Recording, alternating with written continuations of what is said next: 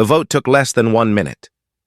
12 beings from 12 ancient races sat in a circle of light that floated in the darkness between stars.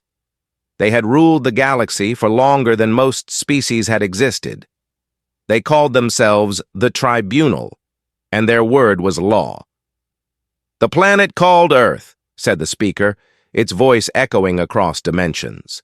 "Located in the outer spiral, species designation human, status pre-interstellar, threat assessment high." The images appeared before them. Wars that burned across continents, weapons that could split atoms, pollution that choked oceans and skies, hatred that divided the species against itself. The humans had discovered nuclear fire, and they had immediately turned it into bombs. "They will expand," said one elder. "They always do." "They will bring their violence to the stars," said another. "We have seen this pattern before." "Recommendation, annihilation," said the speaker. "All in favor?" 12 lights glowed in agreement. The vote was unanimous. Far across the galaxy, Commander Vorin received the orders on his ship. He was old, even by the standards of his long-lived race. 300 years he had served the Tribunal. 47 worlds he had erased from existence. He did not enjoy his work, but he believed in it. The galaxy was vast and beautiful, and it needed protection from species that would destroy it. He looked at the coordinates, a small yellow star, 8 planets. The third one was blue and green and covered in water. It looked peaceful from far away. They always did. "Set course for the Sol system," he told his crew. "Standard formation. We arrive in 14 cycles." His second officer, Telex, pulled up the data on the humans. "Interesting species," she said. "They have art, music, they dream." "Many species dream," Vorin said. "It does not stop them from becoming monsters." "Should we send a warning? Give them time to prepare?" "No," Vorin said. "We do not hide. Let them see us coming. Let them understand that this is not cruelty. This is order." The fleet moved through space like a wave of silent death. 100 ships, each one large enough to crack a planet in half. They did not hurry.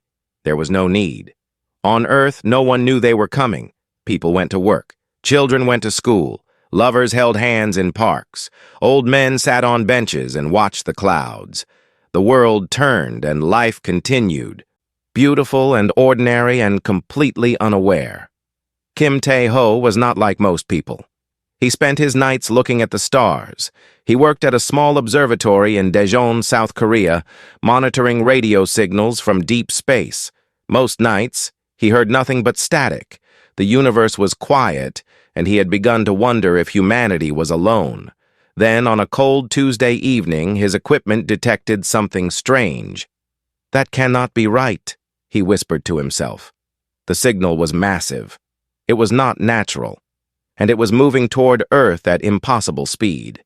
He checked his instruments 3 times. He called his colleague Lee Soo-mi, who specialized in signal analysis. She arrived within the hour, still wearing her pajamas under her coat. "This is real," she said, staring at the data. "Tae-ho, this is real." "I know. We need to tell someone." "Who? The government? The military? What can they do?" Lee Soo-mi did not have an answer. Within 24 hours, every government on Earth knew. The approaching objects were too large to hide. Telescopes around the world tracked them. Scientists calculated their speed and trajectory. The news spread slowly at first, then all at once. The aliens were coming, and they were not coming to say hello. Park Nari was a lieutenant in the Korean Space Agency's Emergency Response Division. She had trained for many disasters, earthquakes, tsunamis, asteroid impacts. But nothing had prepared her for this. She sat in a briefing room with 30 other officers, watching a general explain the situation in a calm voice that fooled no one.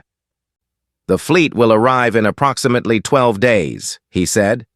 "We have attempted communication. There has been no response. We have launched defensive missiles. They were destroyed before leaving orbit." "What are our options?" someone asked. The general was quiet for a long moment. "We have none." Park Nari walked out of the briefing room and stood in the hallway. Through a window, she could see the night sky. Somewhere out there, death was approaching, and there was nothing anyone could do. But she could not accept that. She refused to accept that. She drove through the night to the observatory in Daejeon. She did not know why. Maybe she wanted to see the enemy with her own eyes. Maybe she wanted to understand. Kim Tae-ho was still there when she arrived. He had not slept in 2 days. His eyes were red, and his hands shook when he poured coffee. "You are military," he said, looking at her uniform. "Yes." "Then you know we cannot fight them." "I know." "So why are you here?" Park Nari looked at the screens, at the data showing the approaching fleet. She thought about her mother, who was probably praying right now. She thought about her younger brother, who had just started university. She thought about all the people who would never grow old, never fall in love, never see their children smile. "Because giving up is not an option," she said. "There must be something we can do. If not fight, then something else." Kim Tae-ho stared at her. Then he laughed, a tired and broken sound. "You want to talk to them? Beg for mercy?" "No," Park Nari said slowly. "Not beg. Something different. Something true." She did not know what she meant. Not yet. But somewhere in her heart, a small light flickered. It was not hope. It was something older, something more stubborn. It was the refusal to disappear without being known. Outside, the stars burned cold and distant. The fleet drew closer. And on a small blue planet, spinning in the dark, a few tired humans began to dream of impossible things. The basement of the observatory became their war room. It was cold and cramped, filled with old computers and stacks of paper. But it was quiet, and quiet was what they needed to think. Kim Tae-ho had not slept in 3 days. His mind was racing with ideas, most of them useless. Send another missile? The aliens would destroy it. Try to hide? There was nowhere to go. Surrender? They did not even know how. Lee Sumi sat at her desk, surrounded by notebooks filled with equations. She was trying to figure out how to compress a message small enough to send across space, but large enough to contain something meaningful. "It is impossible," she said. "How do you explain a species in a few minutes? How do you make strangers understand who you are?" Park Nari stood by the window, watching the sunrise. She had been thinking all night. The military had given up. The governments were preparing for the end. But she could not stop believing that there was another way. "Maybe we are thinking about this wrong," she said. The others looked at her. "We keep trying to defend ourselves, to explain why we deserve to live. But they have already decided we are dangerous. They have seen our wars, our bombs, our cruelty." She paused. "What if we stopped trying to defend ourselves? What if we just showed them who we want to become?" Kim Tae-ho frowned. "What do you mean?" "I mean, they expect us to beg, to make excuses, to lie." Park Nari turned to face them. "What if we tell the truth instead? Not about what we are, but about what we hope to be?" The room was silent. Then Lee Sumi slowly nodded. "It is crazy," she said, "but maybe crazy is what we need." They started that night. Kim Tae-ho sent messages to every scientist he knew. Lee Sumi reached out to artists and writers. Park Nari contacted her friends in the military, asking them to spread the word. Within hours, people from around the world began to respond. A painter in Brazil sent a picture she had made of her daughter sleeping. A musician in Nigeria recorded a song about his grandmother. A poet in Japan wrote about watching snow fall on a quiet morning. A doctor in Canada told the story of holding a stranger's hand while they died. The messages poured in, thousands of them, then millions. Not everyone understood what they were doing. Some people laughed. Some people called them fools. But many others felt the same thing Parknari had felt in that hallway, looking at the stars. The need to be known. The need to leave something behind. In a small apartment in Seoul, a young woman named Cha Minji sat in front of her phone camera. She was 26 years old. She worked at a bookstore and dreamed of becoming a teacher. She had seen the news about the project and decided to record something. She did not know what to say. She started and stopped many times. Finally, she just spoke from her heart. "I know you are probably going to destroy us," she said, her voice shaking. "Maybe we deserve it. We have hurt each other so many times, but we also love each other. We are still learning how. If you erase us, you will never know what we could have become. And maybe that does not matter to you. But I wanted you to hear it anyway. Not as a species. Just as me. My name is Minji. I am 26 years old. I wanted to be a teacher. I hope, wherever you are from, someone taught you kindness." She sent the video without watching it again. She did not think anyone would see it. She just needed to say something true. In a small town in Busan, an old man named Yoon Dae-sung sat on his porch with a wooden flute in his hands. His neighbor, a young woman who worked at the observatory project, had asked him to play something, anything. "Why?" he asked. "Who will listen?" "Maybe no one," she said. "Or maybe everyone." He thought about this for a long time. Then he lifted the flute to his lips and played a song his grandmother had taught him when he was a boy. It was a song about the mountains and the rivers and the moon. It was a song about home. The recording lasted 4 minutes. The old man did not say a word before or after. He just played. And when he finished, there were tears in his eyes. Back at the observatory, Lee Sumi worked without rest. She had to compress everything into a single signal: videos, songs, paintings, letters, poems, mathematical proofs, recordings of laughter and crying and everything in between. It seemed impossible, but she found a way. "Quantum burst transmission," she explained to the others. "I can fold the data into layers. It will take them time to decode, but everything will be there." Kim Tae-ho checked the calculations. "You are brilliant," he said. "I am desperate," she replied. "There is a difference."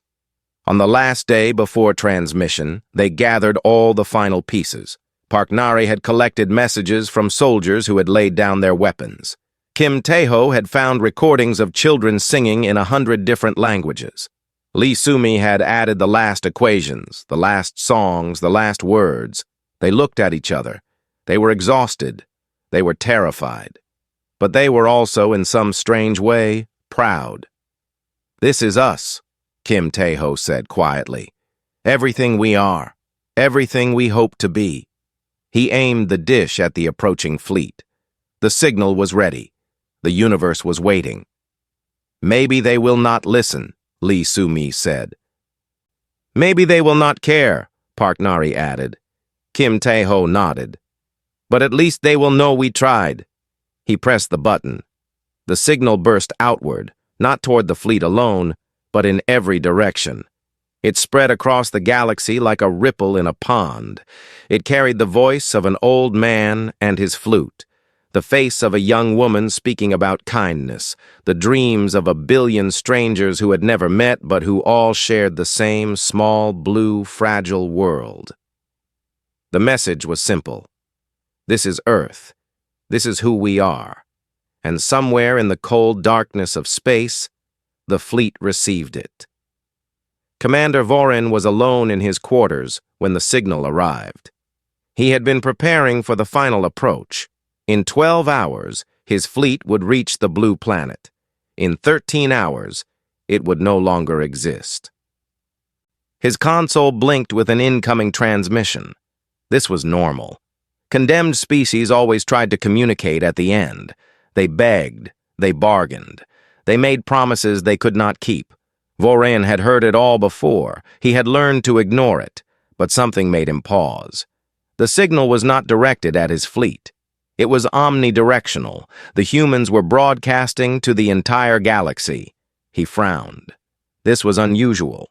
Species facing death usually tried to negotiate in private. They did not want witnesses to their fear.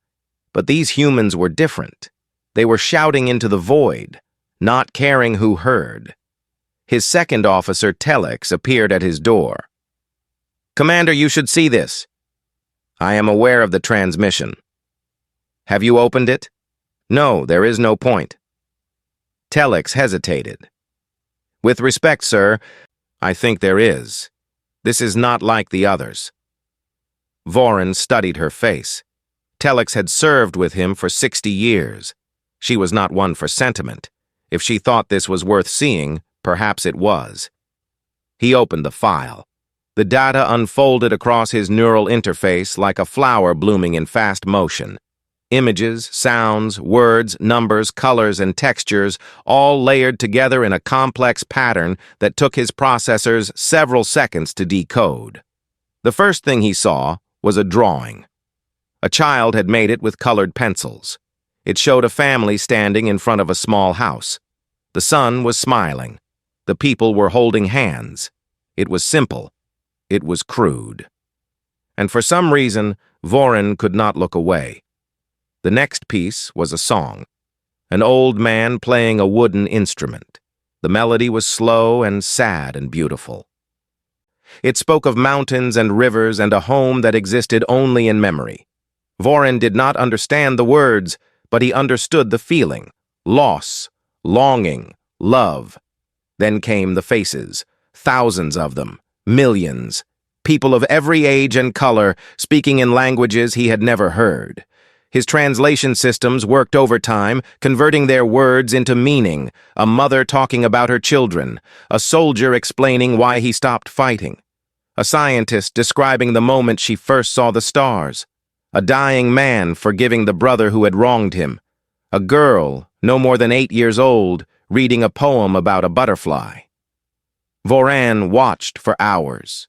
He could not stop. Every time he tried to close the file, something pulled him back. Another face, another voice, another small, fragile truth. Then he found the recording of the young woman. She was sitting in a small room, speaking directly into a camera. Her name was Cha Minji. She was 26 years old. She wanted to be a teacher. "I know you are probably going to destroy us," she said. Her voice was calm, but her hands were shaking.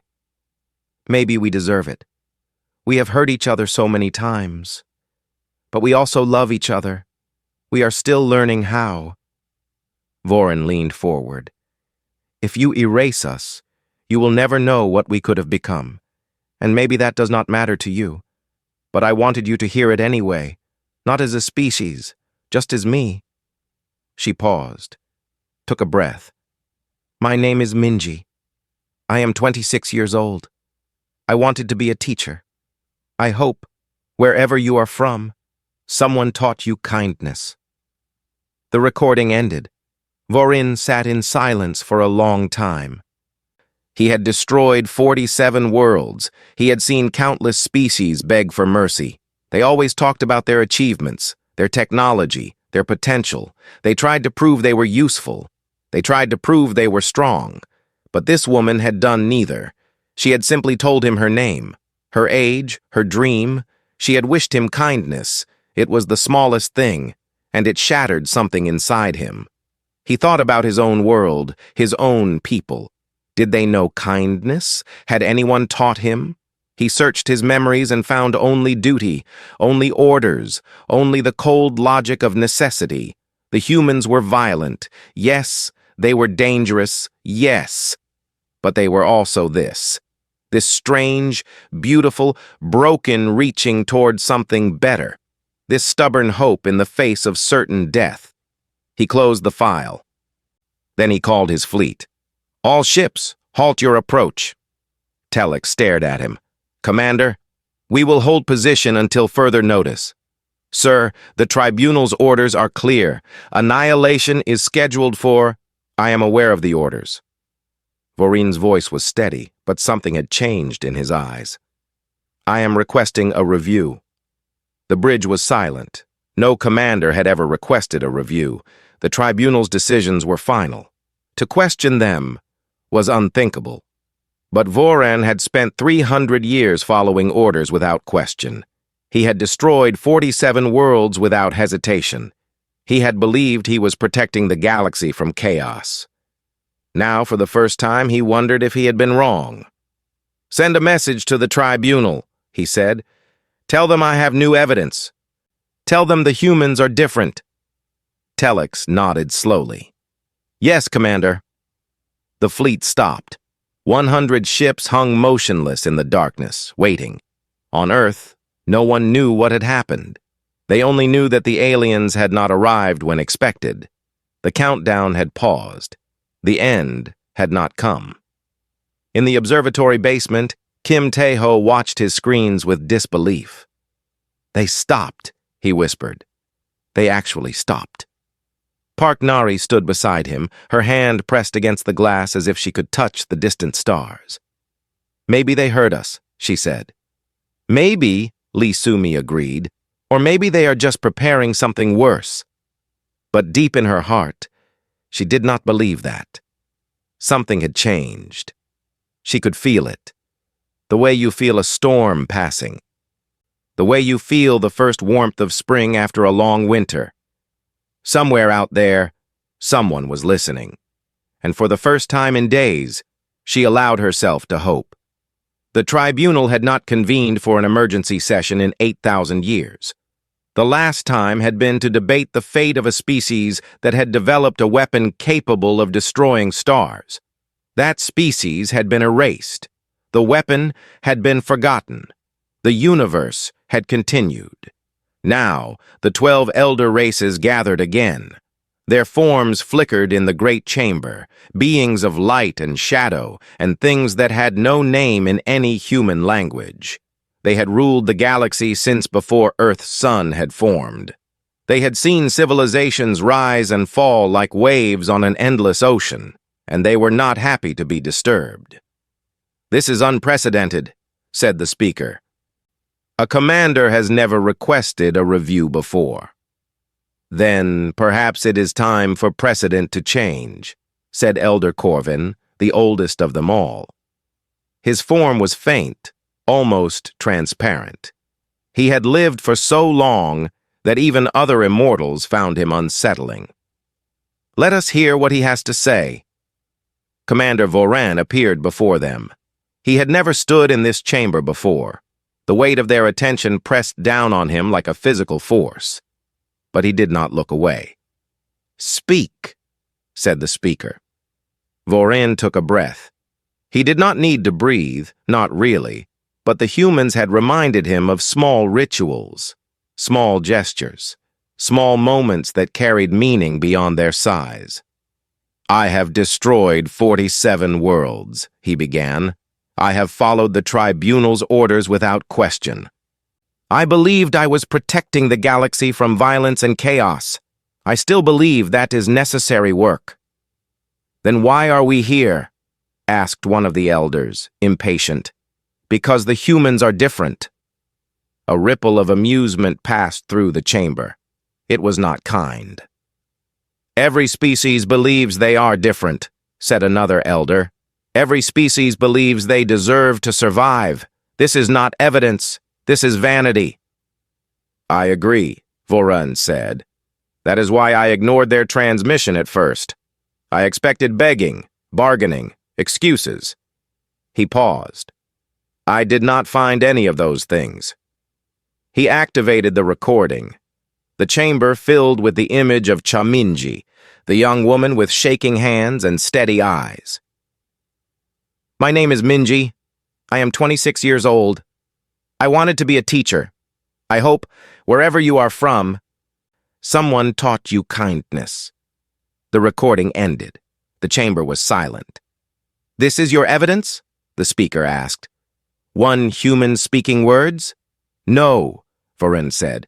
"This is my evidence." He opened the full transmission. The child's drawing, the old man's flute, the soldier putting down his weapon, the mother holding her dying child. The scientists crying at the beauty of distant galaxies, the lovers saying goodbye, the strangers helping strangers. The tribunal watched in silence. They knew they were going to die, Vorin said. They knew there was no hope. And instead of begging, instead of bargaining, they chose to tell the truth. Not just to us, but to the entire galaxy. They broadcast their message in all directions. They did not care who heard. They simply wanted to be known. This proves nothing, said one elder. Art does not excuse violence. You are correct, Vorin agreed. But consider this. Of the 47 worlds I have destroyed, how many broadcast to the galaxy instead of to me? Silence. None. Vorin answered his own question. They all begged in private. They all tried to negotiate in secret. They were ashamed of their flaws and tried to hide them. He looked at each elder in turn. The humans did the opposite. They showed their darkness to everyone, their wars, their cruelty, their failures. And alongside those things, they showed their hope, their love, their dreams. Elder Corvin leaned forward, his ancient form flickering with interest. You believe this makes them worthy of survival? I believe it makes them worthy of a chance, Vorin said. They know what they are. They are not pretending to be better than they are. But they are reaching for something, struggling towards something. This is not ignorance. This is not denial. This is a species fighting to become more than it was born to be. The debate lasted for 7 hours. Some elders were unmoved. They had seen this before, they claimed. Hope was not enough. Potential meant nothing if it led to destruction. The galaxy was too precious to risk on a species that might become monsters. But others listened. They watched the humans again, the faces, the voices, the small, fragile truths. Elder Corvin spoke last. I have lived longer than most of you can imagine, he said. I have watched 10,000 species rise and fall. I have seen empires crumble and stars go dark. And in all that time, I have learned one thing. The universe does not care about strength. It does not care about intelligence. It does not care about power. He paused, his form brightening for just a moment. The universe cares about stories, about meanings, about the small lights that shine against the darkness.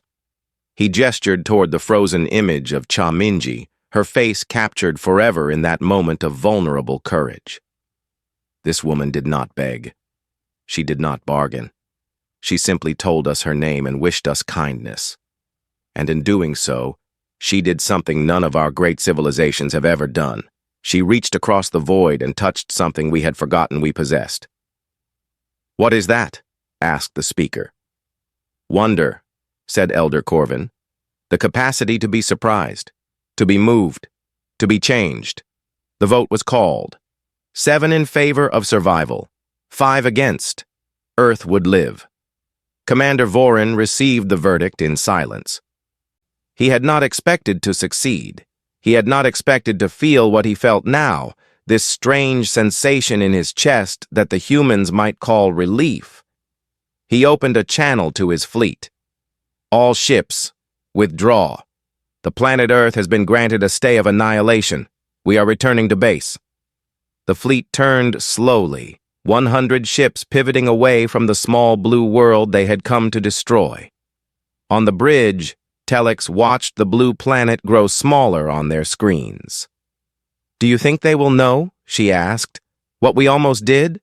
What you did for them?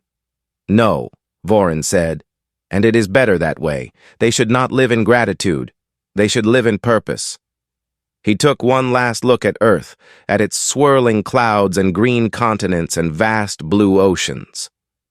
Grow, he whispered, though no one heard. Become what you dreamed. Then the fleet vanished into the darkness between stars, and the humans were left alone with their future. The fleet disappeared on a Thursday morning. Kim Tae-ho was still at his monitors when it happened. One moment, the energy signatures were there, hanging in space like a death sentence. The next moment, they were gone. Just gone. As if they had never existed. He checked his instruments. He checked them again. He called Lee Sumi, who had fallen asleep at her desk. "They left," he said, his voice breaking. "Sumi, they left." She stared at the screens for a long time. Then she started to cry. Not sad crying. Something else. Something that had been building inside her for days, finally breaking free. Park Nari found them like that an hour later. She had been at a military briefing when the news came through. The generals had no explanation. The politicians had no statement. Everyone was confused and afraid and hopeful all at once. "Did it work?" she asked. "Did the message actually work?" Kim Tae-ho shook his head. "We do not know. We may never know." But 3 days later, the answer came. It was a single transmission arriving from deep space. The signal was weak, barely detectable. Lee Sumi spent hours trying to decode it. The language was unlike anything she had ever seen. The structure was completely alien. But one word repeated throughout the message. It appeared in every known human language, as if the sender wanted to make absolutely certain it would be understood. The word was grow, nothing else. No explanation, no conditions, no threats. Just that single word. Repeated like a prayer or a blessing or a challenge. Grow. The news spread slowly at first. Governments debated what it meant. Scientists argued over whether it was a command or a gift or something else entirely. Religious leaders claimed it was a message from God. Skeptics said it was a hoax. But ordinary people understood. They did not need explanations or debates. They felt it in their bones. They had been seen, they had been heard, and they had been given a second chance. In the months that followed, things began to change. It did not happen all at once. Wars continued, suffering continued, cruelty continued. Humans did not become angels overnight. They were still flawed, still broken, still struggling. But something was different now. Something had shifted. The old man, Yoon Dae-sung, became famous without wanting to be. Reporters came to his small house in Busan. They asked him what it felt like to be the voice of humanity. "I am not the voice of humanity," he said, confused by all the attention. "I am just an old man who plays the flute." But they showed him the data. Billions of people had listened to his song. It had been played in schools and hospitals and churches and temples. Mothers hummed it to their babies. Soldiers whispered it before going into battle. It had become something larger than itself. He listened to this news in silence. Then he picked up his flute and played the song again, just as his grandmother had taught him 70 years ago. "She would have liked this," he said when he finished. "She always said music was the only true language."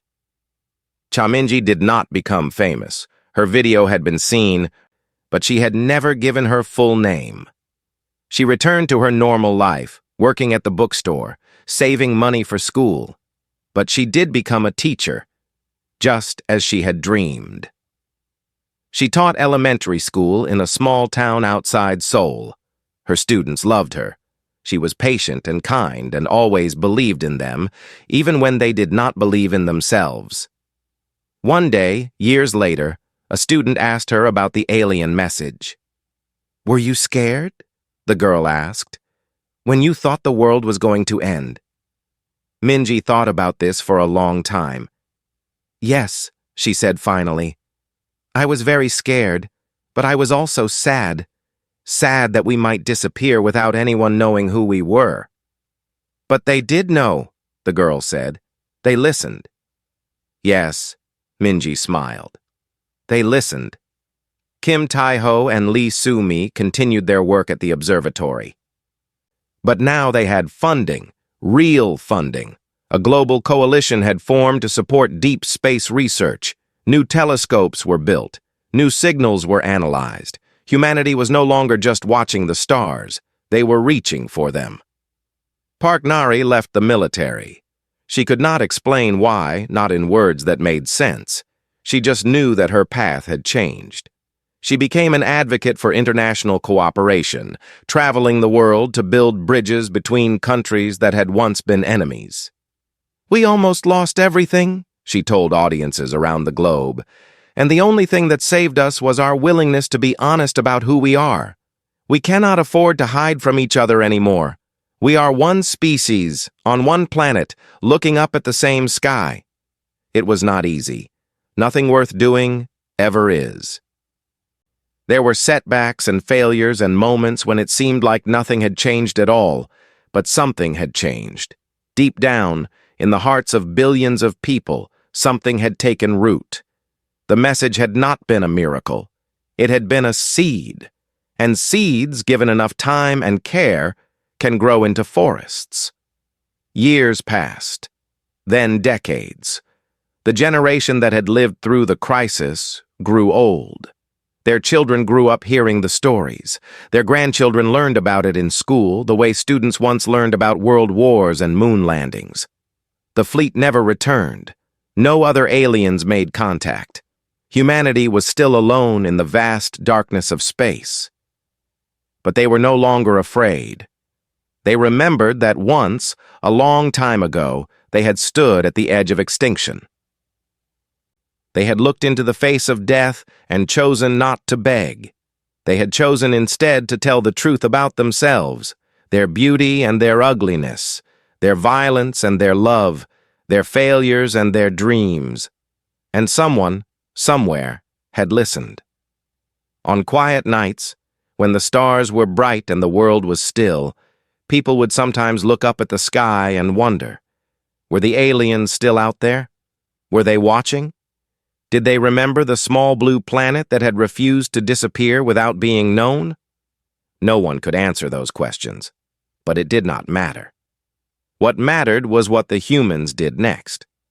In the great observatory in Daejeon, now expanded to 10 times its original size, a young astronomer sat at her console. She was the granddaughter of Lee Sumi. She had grown up hearing stories about the night the message was sent. She looked up at the stars just as her grandmother had done and whispered a single word into the darkness. "Thank you." And somewhere, impossibly far away, in the silent halls of a ship that had once carried destruction across the galaxy, Commander Vorin sat alone in his quarters. He was old now, even by his people's standards. His time was ending, but he still had the recording. He played it sometimes, when the weight of his centuries became too heavy to bear. The old man and his flute, the young woman and her hope, the small, stubborn species that had touched something he did not know he had lost. He closed his eyes and listened to the music one last time.